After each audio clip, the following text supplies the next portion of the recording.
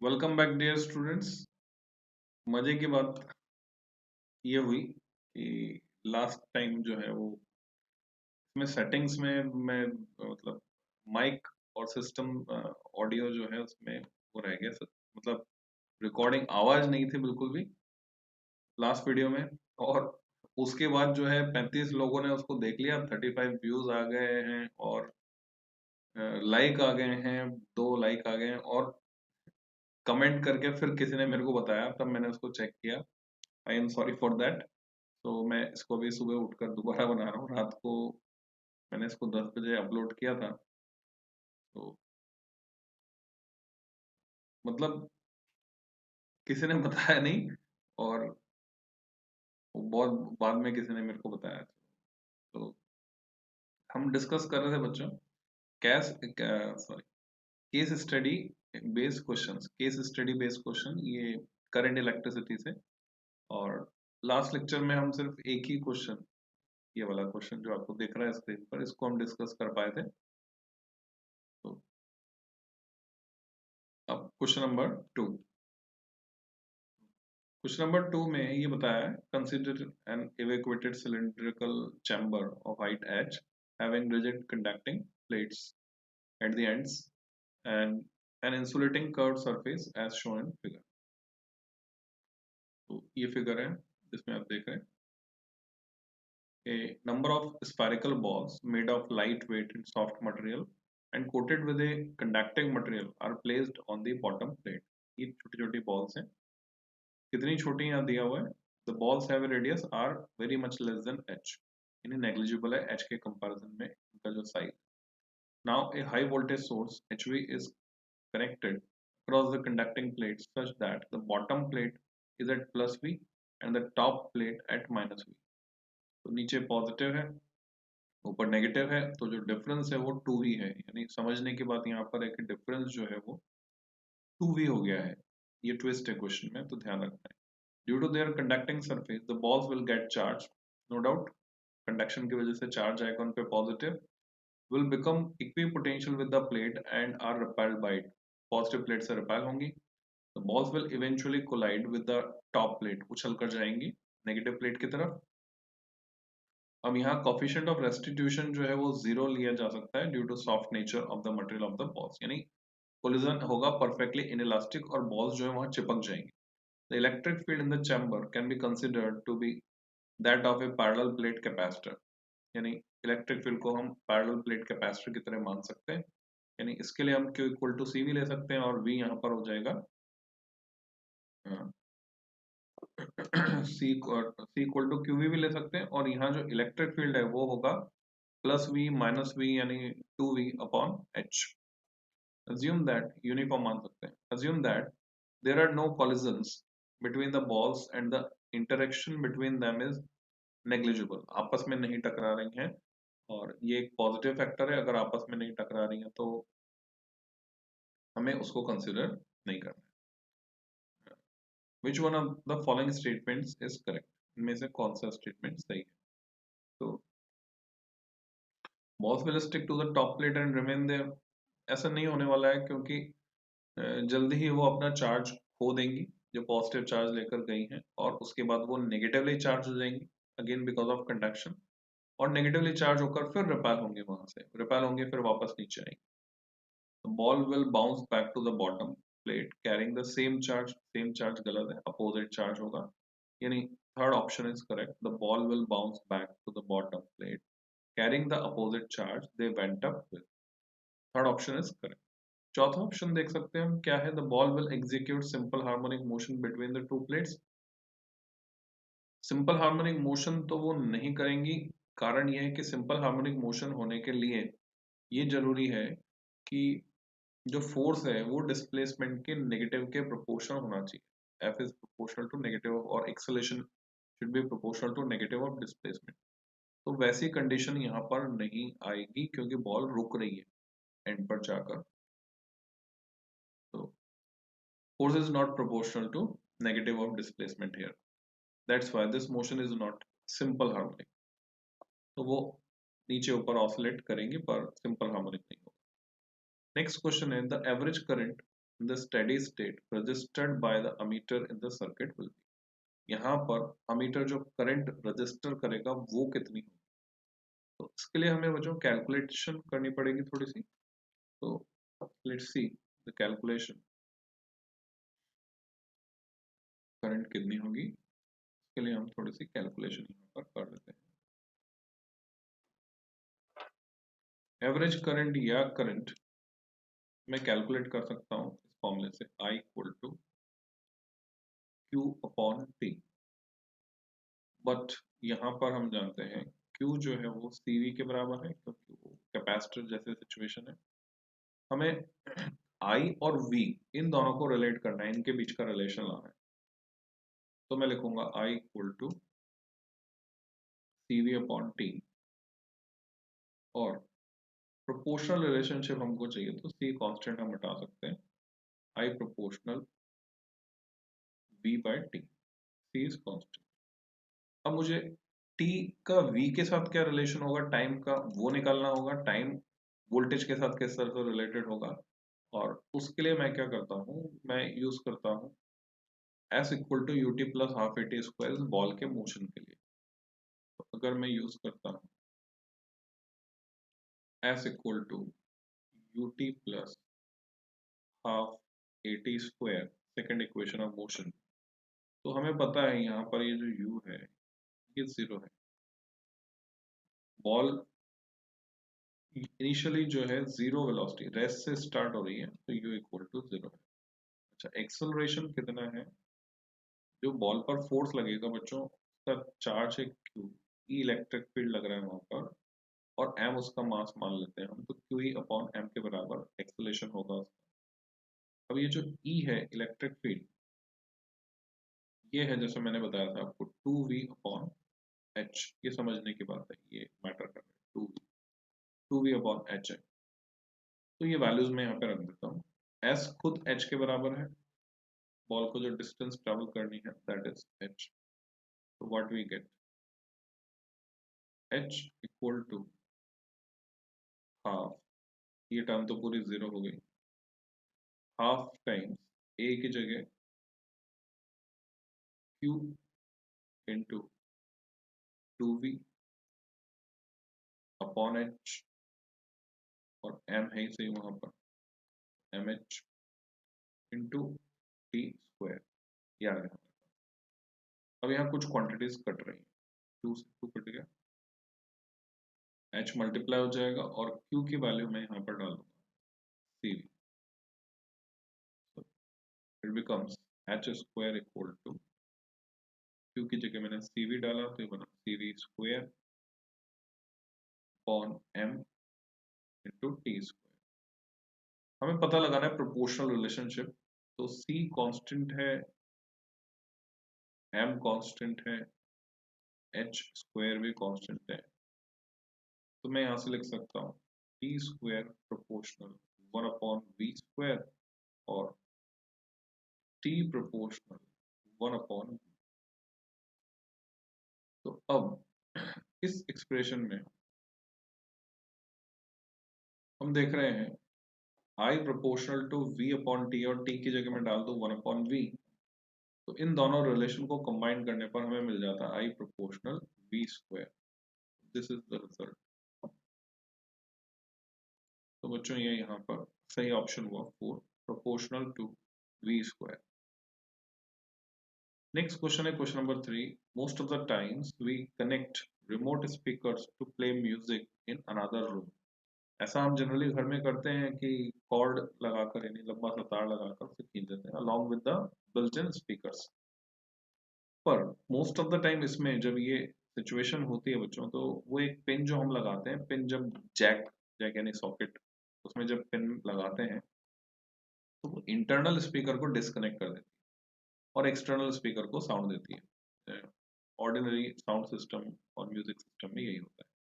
पर ऐसे music system भी आते हैं जिनमें एक्स्ट्रा स्पीकर का प्रोविजन होता है, तो जिनमें एक्स्ट्रा स्पीकर का प्रोविजन होता है, these speakers are connected in parallel with the music system. तो ये तो मेन स्पीकर है, इसको दो तार जा रहे हैं, वहीं से दो तार ये रिमोट स्पीकर को जा रहे हैं, दोनों एक साथ बजेंगे। तो at the instant represented in the picture, the voltage across the speakers is 6 volt. Okay, 6 volt है. The resistance of main speaker 8 ohm, इसका 8 ohm है, और रिमोट स्पीकर का 4 ohm. इसके बेसिस पे हमें सवालों के जवाब देने. तो पहला सवाल है equivalent resistance of the speakers is. देखिए ओरल क्वेश्चन है, फिजिक्स लगा के हम कर सकते हैं. हम जानते हैं कि पैरेलल में रेजिस्टेंस हो जाता है R1 R2 upon R1 plus R2. तो 4 and 8, 8 4 जा 32 अपॉन 4 प्लस 8, 32 अपॉन 12, 32 अपॉन 12, 4 से कट गया 8/3 ohm. तो correct answer is 8/3 ohm. Next question है the total current supplied by music system. Music system कितनी करंट देगा? 6 वोल्ट की बैटरी लगाई है, इतना रेजिस्टेंस है, तो वोल्टेज अपॉन रेजिस्टेंस यानी 6 अपॉन 8/3. तो 6 इंटू 3 18 अपॉन 8, 18 अपॉन 8 कट के बनेगा 9 अपॉन 4 और 9 अपॉन 4 बनेगा 2.25 एम्पियर. फिर नेक्स्ट है C part. The power dissipated in the 4 ohm resistance is. 4 ohm resistance में पावर कितनी डिसिपेट हो रही है? तो वो हम कैसे निकालेंगे? P equal to V square by R formula लगाएंगे. तो वी स्क्वायर 6 का स्क्वायर 6 6 जा 36 अपॉन आर यानी 4, 36 अपॉन 4 तो 9 वाट आ गया. 9 4 जा 36. तो ये आंसर हमने मैच कराए. यहाँ पे आंसर मैच हो रहे हैं, नहीं सही है ये वाले आंसर्स. और जो इन क्वेश्चंस के बारे में ये कहना पड़ेगा कि ये अच्छे अच्छे क्वेश्चंस मिल गए हमको. नेक्स्ट है क्वेश्चन नंबर 4. कई बार क्वेश्चन पढ़ने के बाद जो है समझ में नहीं आता क्या करें. जैसे बहुत से बच्चों ने मेरे से डिमांड किया सर आप खाली पीडीएफ शेयर कर दो. ठीक है, पीडीएफ मैं आपको दे दूंगा और मैंने लिंक शेयर भी किए हैं, वहां से आप डाउनलोड कर सकते हैं. इसमें एक समस्या है कि जो गलतियां हैं वो आप उसमें से नहीं ढूंढ पाएंगे. कई जगह जो आंसर गलत है या तो जो करेक्शंस हैं उसमें आप अटक जाएंगे और टाइम जो है और ज्यादा वेस्ट हो जाएगा. जो बच्चे सोच रहे हैं कि भाई पीडीएफ से हमको कम समय लगेगा, हम फास्ट कर लेंगे, तो ऐसा नहीं हो पाएगा. टाइम और ज्यादा आपका लग जाएगा, वेस्ट हो जाएगा. कैसे? आप इमेजिन कीजिए पर्टिकुलर क्वेश्चन नंबर 4. मैंने ये पीडीएफ शेयर कर दी, अभी आपके पास ये पीडीएफ है. So you have to go through it. आप वीडियो पॉज कर लीजिए और इसको जो है आप सॉल्व कीजिए. Just imagine it is PDF. इसको सॉल्व कीजिए, पूरा दमखम लगा लीजिए और जब आपके सॉल्यूशंस निकल जाएं, ये नहीं निकले, जो भी किसी निष्कर्ष तक आप पहुंचे, उसके बाद इस वीडियो को आप प्ले कीजिए. फिर आप देखिए कैसे अटेम्प्ट करना. पेशेंस चाहिए, बी पेशेंट. लंबी सांस लो. In the circuit given in the figure both batteries are ideal. दोनों की दोनों बैटरी E2 E1 दोनों आइडियल हैं, आदर्श हैं. केमिस्ट्री में इसका मतलब होता है इनका इंटरलेशन 0 है. EMF E1 of battery 1 has a fixed value. इसकी वैल्यू फिक्स है. But EMF E2 of battery 2 can be varied. उसे बदला जा सकता है 1 वोल्ट से 10 वोल्ट के बीच में. The graph gives the currents through the two batteries as a function of E2.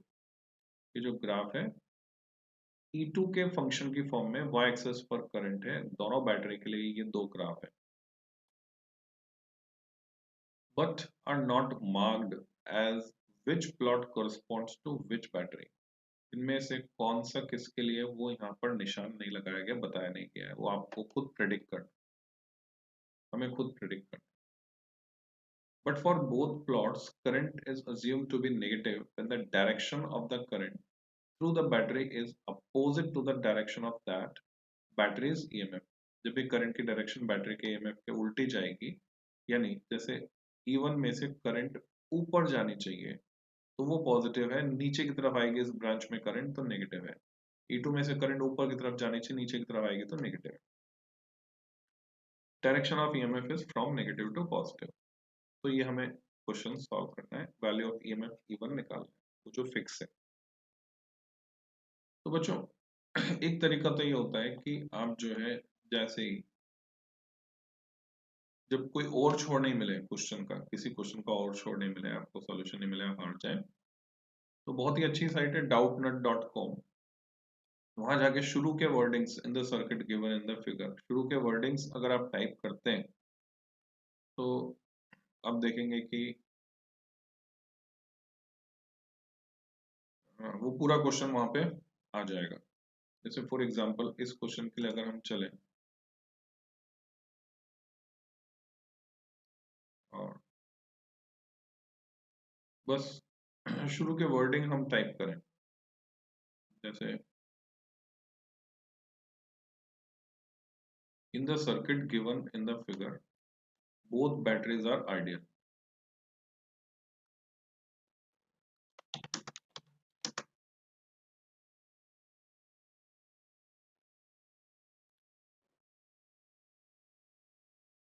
तो सीधे ये क्वेश्चन यहाँ पे आ जाता है जिसमें वीडियो सॉल्यूशन भी होता है बच्चों। ये वीडियो सॉल्यूशन है 9 मिनट 26 सेकंड का, ठीक है, ये आप देख लेना।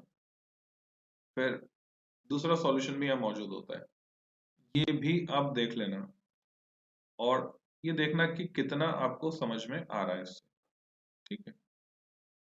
इस इस पूरे को देख लीजिए, वीडियो मेरा पॉज कर दीजिए और यहाँ चले जाइए और इस पूरे को देख लीजिए कितना आपको समझ में आ रहा है। उसके बाद वापस लौट के आइए, एक्सपेरिमेंट कर लीजिए एक बार, मतलब अच्छा रहेगा। वापस लौट के आइए और फिर अब मैं सॉल्व कर रहा हूँ उसको, तो you can see the difference कि क्या सही है क्या गलत है, खुद जज कीजिए। पीडीएफ से काम चलाना सही है या पूरा ये सॉल्यूशन एनालाइज करना, एनालिसिस करके देखना सही है। कुछ बच्चों के लिए कुछ अलग चीज सही हो सकती है, कुछ बच्चों के लिए कुछ अलग चीज सही हो सकती है, खुद डिसाइड करें। तो मैंने क्या किया, उस डायग्राम को यहाँ पर कॉपी किया, कॉपी करके पेस्ट कर दिया था। अब जो मैंने एनालाइज किया है, कुछ चीजें इस में जरूरी है, उसके बिना हम आगे सॉल्व नहीं कर पाएंगे। फिजिक्स भी लगानी होगी और फिजिक्स लगा के हम ज्यादा फास्ट कर सकते हैं इस क्वेश्चन को और ज्यादा आसानी से कर सकते हैं। मैथमेटिक्स, सिर्फ मैथमेटिक्स पे जाएंगे तो थोड़ा मुश्किल है। इसमें कोई डाउट नहीं है, क्वेश्चन केवीएल बेस्ड है, यानी किरचॉफ लॉ लगने हैं। तो सबसे पहले जो जरूरी है यहाँ पर कि ग्राफ में आपको पता चले ये 5 जिस तरह से लिखा हुआ है ऐसा लग रहा है कि इस पॉइंट के लिए है, पर ग्राफ को अगर हम ध्यान से देखते हैं तो ये 0 है, तो ये होगा 1, 2 होगा, यहाँ पर 3 वोल्ट होगा, 0 to 10 वोल्ट ये वेरी कर रहा है, तो बैटरी भी कैसी है, वेरिएबल है। तो मैं इसको बना देता हूँ वेरिएबल और इसका वोल्टेज वेरी कर रहा है 0 to 10 वोल्ट, जबकि E1 कांस्टेंट है। तो यहाँ पर 4 आ रहा है बच्चों इस पॉइंट पर और ये 5 इसके लिए है, यहाँ ये 6 है, 7 है, 8, 9 एंड 10। अब यहाँ ये डेटा हमें मिल गया, इधर ये करंट है जैसे कि आप देख रहे हैं इस एक्सिस पर, और यहाँ से रिजल्ट हमको निकालना, माना कि E1 जो बैटरी है वो करंट भेजती है, उल्टा आ भी सकती है, इसमें साइन नेगेटिव हो जाएगा I1, और E2 जो बैटरी वो करंट भेजती है I2। तो अब जो है ये लूप लेकर इसमें केवीएल लगा सकते हैं, इक्वेशन फ्रेम कर सकते हैं। मैं आपको शॉर्टकट ट्रिक बताने जा रहा हूँ, ठीक है, जो अभी अभी मैंने मतलब ये इसको देखने के बाद डेवलप की। शुरू में तो क्वेश्चन का ओर छोर समझ में नहीं आ रहा था, फर्स्ट टाइम अटेम्प्ट करेंगे डायरेक्टली तो ऐसा हो सकता है। अभी लॉजिक ये है कि सबसे पहले हम पहचानें कौन सा I1 का है कौन सा I2 का है। ये जो ग्राफ दो दिए हुए हैं इसमें इन ग्राफ्स में कौन सा I1 का कौन सा I2 का, तो लॉजिक ये है बच्चों कि ये E1 तो है फिक्स और E2 है जिसको हम जीरो से बढ़ा रहे हैं। जीरो से बढ़ा रहे हैं इसका मतलब शुरू में E2 कम रहेगा। जब E2 कम रहेगा E1 से तो करंट E1 की वजह से फ्लो होगी, यानी I2 नेगेटिव होगी शुरू में और I1 पॉजिटिव होगी। तो इसी लॉजिक से हम पहचान पा रहे हैं कि I1 पॉजिटिव होगी, I2 नेगेटिव होगी। इसका मतलब ये जो ग्राफ है जिसमें शुरू में करंट पॉजिटिव है ये I1 का है और ये दूसरा वाला जो है वो I2 का है। तो ये लोकेट हो गया और इसके बाद हम देख रहे हैं कि I1 कहाँ पर जीरो हो रहा है जाके, जब E2 6 है। तो कंक्लूसिव स्टेटमेंट ये हुआ E2 इक्वल टू 6 वोल्ट के लिए I1 हो रहा है जीरो। I1 जीरो होने का मतलब ये है बच्चों कि इस ब्रांच में कोई करंट फ्लो नहीं होगी। ऐसा तभी हो सकता है जब मान लो मैं इनको पॉइंट्स को नाम दे दूं A B C D E F। तो बीई ब्रांच में करंट फ्लो नहीं होने का मतलब है potential across BE equal to E2 और बी के अक्रॉस जब इसमें करंट फ्लो हो ही नहीं रही है तो ये R1 तो इंटरनल रेजिस्टेंस की तरह काम करेगा, जैसे पोटेंशियोमीटर में होता था ना। पोटेंशियोमीटर में आप जानते हैं कि इंटरनल रेजिस्टेंस मैटर नहीं करता था बैलेंसिंग लेंथ के लिए, जब सर्किट में करंट फ्लो नहीं होती थी। तो ये मैटर ही नहीं करेगा, इसमें करंट फ्लो नहीं हो रही तो R1 मैटर नहीं करेगा, हालांकि इंटरनल रेजिस्टेंस नहीं है पर इसको हम ट्रीट कर सकते हैं इंटरनल रेजिस्टेंस की तरह। तो R1 मैटर नहीं करेगा तो ये जो E1 है वो E2 के बराबर होगा। तो यहाँ से हम कंक्लूड कर सकते हैं E1 इक्वल टू E2 और ये हो गया सीधे सीधे 6 वोल्ट। तो मुझे इसकी वैल्यू पता चल गई बच्चों, E1 इज 6 वोल्ट। और पहला क्वेश्चन यही है, आपसे पूछा गया है आपको क्या पता करना है, value of EMF E1 is, वो हमने निकाल ली। दूसरा क्वेश्चन है रेजिस्टेंस R1 और रेजिस्टेंस R2 की वैल्यू भी हमको निकालनी है। रेजिस्टेंस R1 और R2 की वैल्यू निकालने के लिए फिर से मैं शॉर्ट ट्रिक लगाता हूँ बच्चों।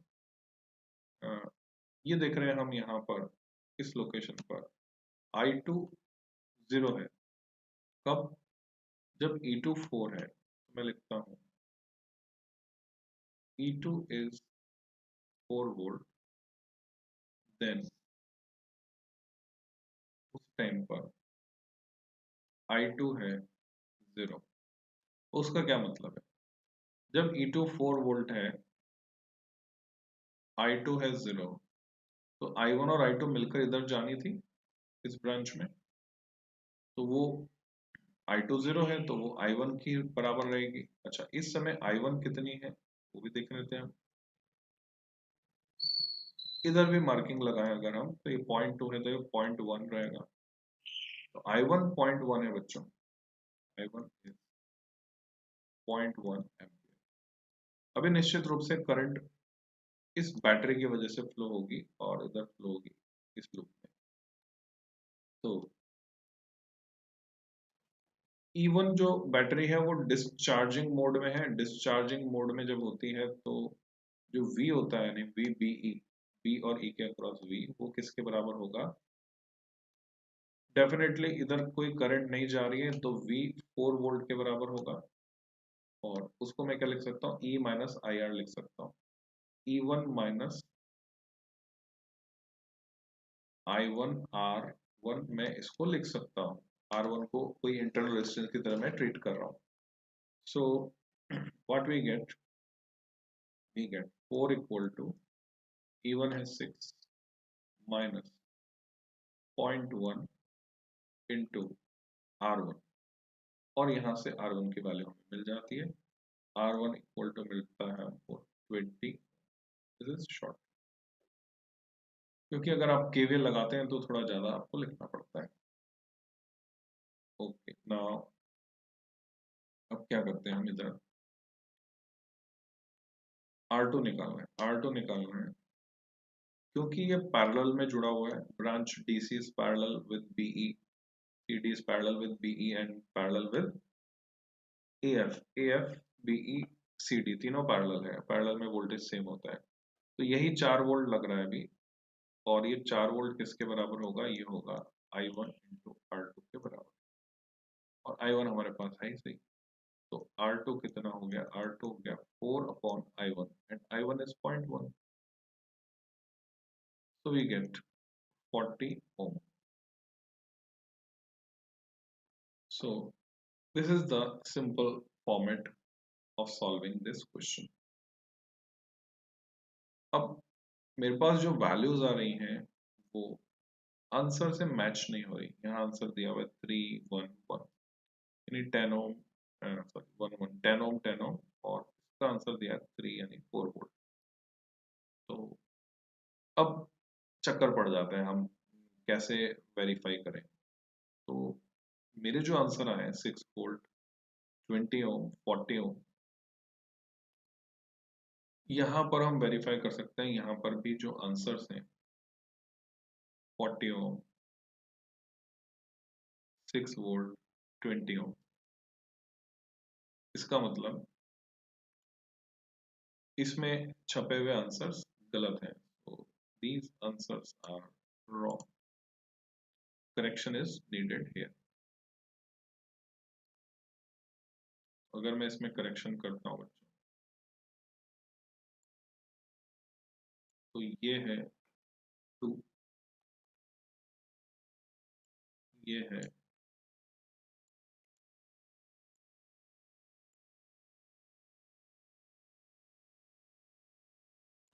कितना है, ये 2 4, this is 2 and this is 4।